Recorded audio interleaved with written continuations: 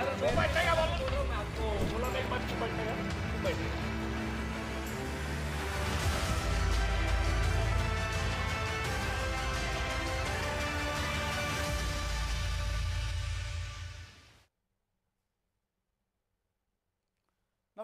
विशेष या भागामध्ये आपल्या सगळ्यांचं स्वागत। मी प्रसाद काथे। नाशकामध्ये सातपीर दर्गा पाडकामाचा विरोध करण्याच्या मागे मवियाची फूस दिसून आली आहे। पोलिसांच्या प्राथमिक माहिती अहवालामध्ये म्हणजेच एफआयआर मध्ये तसे तपशील सापडतात। विशेष म्हणजे थडगा समर्थकांनी केलेल्या हल्ल्यात पोलिसांवर ठरवून निशाणा साधला गेलाय। राज्यात सत्तेमध्ये नसताना मवियाचे नेते काय वागतायत याचा जाब कुणी विचारायचा का नाही? नाशकातील मवियाच्या नेत्यांचे चेहरे आता आम्ही आपल्याला दाखवणार आहोत। हे चेहरे तुम्ही काळजीपूर्वक पहा आणि ते लक्षात सुद्धा ठेवा। नाशिक दर्गा अतिक्रमण कारवाई प्रकरणामध्ये आतापर्यंत जवळपास 1,500 जणांवर गुन्हे दाखल झालेत। त्यापैकी 57 जणांची नावे उघड झाली आहेत। नाशिकच्या काठे गल्ली परिसरामध्ये वादग्रस्त थडग्याचं अतिक्रमण हटवण्याच्या पूर्वी एका जमावाने पोलिसांवर जोरदार दगडफेक केली। त्यात 21 पोलीस आणि 2 अधिकारी जखमी झाले।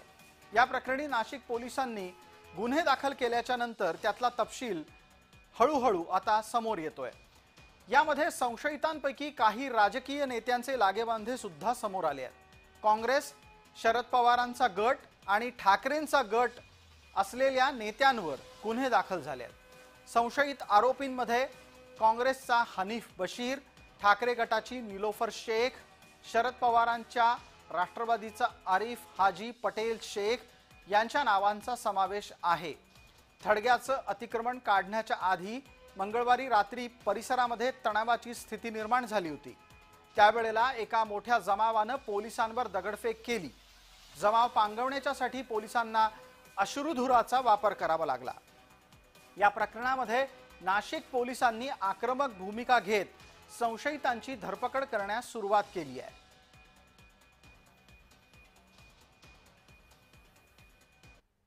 जर कुणी प्रशासकीय अधिकारी पोलिसांवर जर हल्ला करत असेल तर ते योग्य नाही। जी काही योग्य ती कारवाईची ती सरकारने त्या ठिकाणी करावी। पण एखाद्याच्या गरीबाचं घर जर तुम्ही तिथं हटवत असाल आणि ते हटवत असताना जर तिथं एखादा व्यक्ती व्यक्त होत असताना जर तिथं आक्रमक होत असेल तर त्या व्यक्तीचं तुम्ही थोडंसं ऐकून घ्या। कशा पद्धतीने बुद्धिभेद केला जातो याचं एक उत्तम उदाहरण आत्ताच आपण पाहिलं। रोहित पवार म्हणतात की एखाद्याचं घर पाडलं जात असताना जर कोणी आक्रमक होत असेल तर त्याचं ऐकून घ्यायला हवं। मुळात नाशकात कुणाचंही घर पाडलं जात नव्हतं। एक थडगं अनधिकृत होतं। ते अधिकृत असल्याचा कोणताही पुरावा न्यायालयात सिद्ध होऊ शकला नाही आणि म्हणून त्या थडग्याचं बांधकाम पाडण्यासाठी पोलीस कारवाईला निघाले असताना त्यांच्यावर दगडफेक झाली। असं असताना ज्या व्यक्तींच्या पाठराखणीचा प्रयत्न मविया करतेय त्या व्यक्तींच्या पदाधिकारी असल्याचे पुरावे आता आपण पाहणार आहोत। आरिफ हाजी पटेल शेख हा शरद पवारांच्या गटाचा म्हणजे ज्या गटाचे रोहित पवार स्वतः सदस्य आहेत त्याचा नाशिक मधला पदाधिकारी आहे। निलोफर शेख ही ठाकरे गटाच्या अल्पसंख्याक महिला आघाडीची पदाधिकारी आहे। हनीफ बशीर हा काँग्रेसच्या नाशिक शहर अल्पसंख्याक विभागाचा अध्यक्ष आहे। नाशिक पोलिसांवर झालेल्या हल्ल्यामध्ये अनेक कर्मचारी जखमी झाले। झालेला हल्ला पाहता प्राथमिक अंदाज असा बांधला जातोय की हे प्रकरण हे पूर्वनियोजित असू शकतं।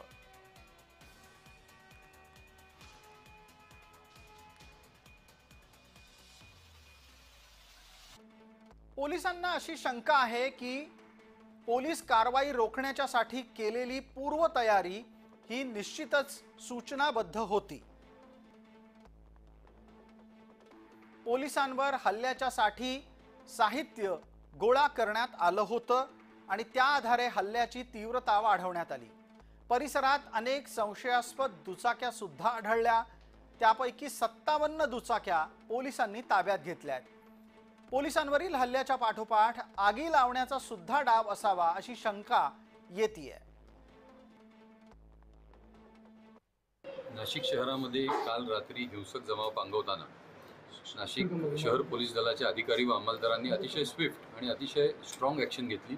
त्यामुळे अर्ध्या तासाच्या आतच सर्व परिस्थिती नियंत्रणात आली आणि आज आपण बघतायत की शहर सुरळीतपणे चालू आहे. त्याबद्दल मी त्यांचं अभिनंदन करतो. त्यातले काही अधिकारी व अंमलदार हे यांना दगडं लागली, ते इंज्युअर्ड झाले.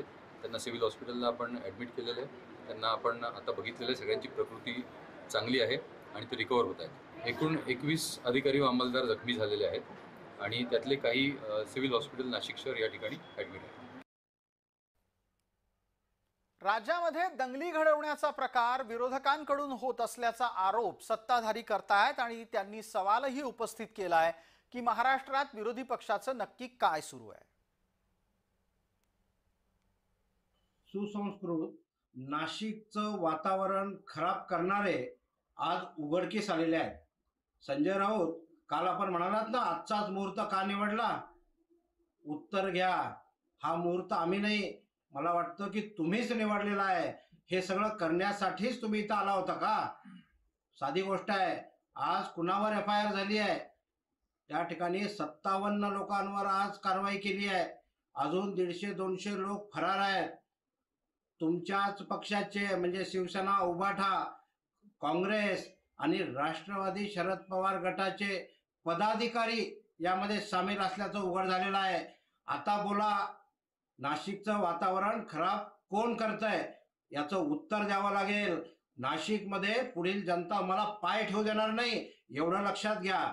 अत्यंत गंभीर इशारा आहे. सुसंस्कृत नाशिकला नासवण्याचं काम तुमचे पदाधिकारी करतायत. कोणी मोक्यात अटक आहे, कोणी 302 मध्ये अटक आहे आणि आता तर चक्क जिहादी, नक्षलवादी यांना हाताशी धरून दंगल करताय. याच दरम्यान नाशिकच्या वादग्रस्त सातपीर थडग्याचं अतिक्रमण हटवण्याची कारवाई न्यायालयानं थांबवल्याचा दावा करण्यात आला. त्यामुळे खळबळ उडाली. या प्रकरणामध्ये सर्वोच्च न्यायालयानं स्थगिती आदेश दिलाय असं थडग्याचे ट्रस्टवरचे पदाधिकारी सांगायला लागले.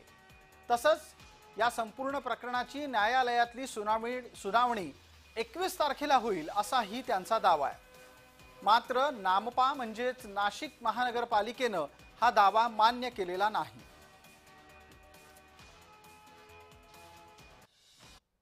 आता कसं आहे माहिती आहे का, तिथं देवाचं स्थान होतं, हो आहे आणि राहणार. हे सगळ्यात पहिले विषय घ्या. नाही आता कसं आहे, तुम्हाला काय सांगू मी, ज्याच्यात आहे ना पहिले जो कोर्टचा निर्णय ना तोपर्यंत मी काय बोलणार नाही. कारण मी तर काय जज वगैरे आहे नाही का मी प्रत्युत्तर सगळं देणार. जो आदेश येईल त्या हिशोबाने तुमच्या सहकार्य सावरून तुमच्या माध्यमातून सगळं आम्ही सांगू. तुम्हाला सांगतो 2010 78/2010 पासून कोर्टाचा दरवाजा जवळ 15 वर्ष झाले. जे 15 वर्षापासून कोर्टाच्या माध्यमातून चालणारे लोक आहे त्यांना आम्हाला लोकांशी काय घेणं देणं नाही. आज 15 वर्ष झाले त्या लोकांची. 15 वर्षापासून आम्ही कोर्टात लढू राहिलो. 78/2010 कायदा काय म्हणतो,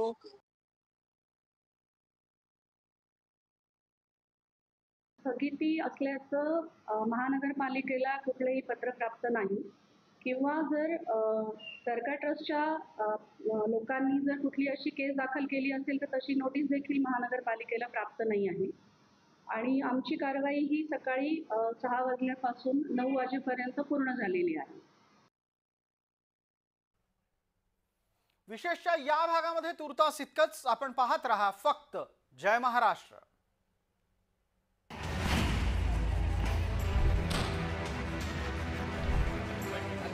Oh my God.